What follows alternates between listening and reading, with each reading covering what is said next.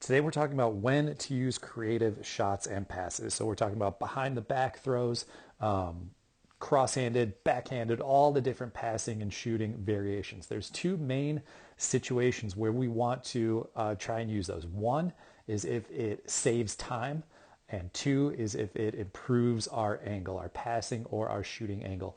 If it doesn't fit into one of those two categories, you probably want to stay away from going away from a regular traditional overhand pass or shot because it's just too much risk and it won't be worth the potential reward. So we're going to take a look at those two situations.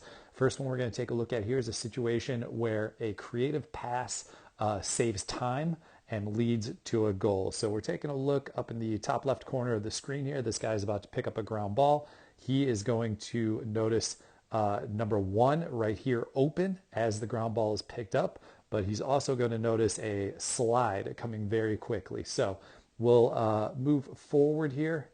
Ground ball is picked up using his peripheral vision. He sees his teammate open, but he does a quick calculation here and notices that the slide is coming. He's only going to have a split second to make this pass, and he also sees the slide starting to come from the crease out to his teammate number one. So as he picks up this ground ball, if he takes the time to switch to his right hand, it's probably going to take too long. The slide is going to get to him, and the other slide is going to get to his teammate.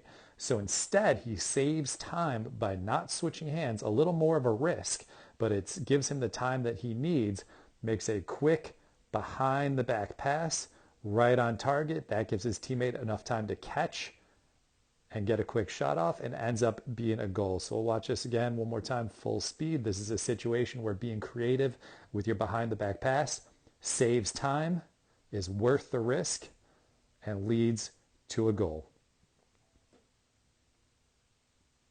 And the second situation where a creative pass or shot may be the right choice is when it improves your angle. So this happens most often when you are right around the crease, maybe to the right of the crease or to the left of the crease with the ball. Your angle is getting lower and lower. The amount of net you can see is getting smaller and smaller, and your shot is getting more and more difficult. Well, that's a situation where a behind the back or around the world or other shot variation cross-handed can actually improve your shooting angle. So we'll take a look at a play right here. Number 3 in white is cutting, catches a pass left-handed, going down the to the right side of the goal, so going down the left alley. And you can see right here, his shot is getting worse and worse. The more he moves this way, the less of the goal he can see, the less of the goal he can shoot at. And a left-handed shot from that low angle from that side is actually really difficult. It's just a difficult way to rotate your body. There's not much goal to shoot at, and it's not a smart shot. That's a goalie shot that goalies like to see because it's a little more easy of a save for them because they have so much of the angle covered. But number 3 in white, by taking this behind the back shot, he's actually improving the angle. Your stick has eyes. Your stick can see a certain amount of net, a certain amount of the goal based on where it is.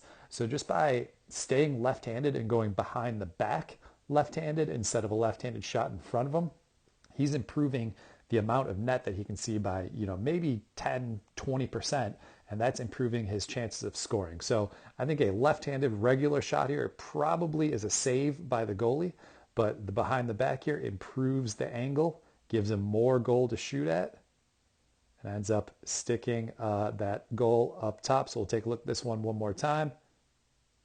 Behind the back, improves the angle, and ends up being a goal. So we don't want to use these throws to be flashy. We don't want to use them just to be cool. We want to make sure there's situations where it's actually helping us and giving us an advantage. And those main two situations are when that creative shot or pass saves you time that you really need, or when it improves your angle, also needed for a shot or a goal. So make sure you're practicing those moves in your practices, and make sure in games you're only using them when it gives you an advantage.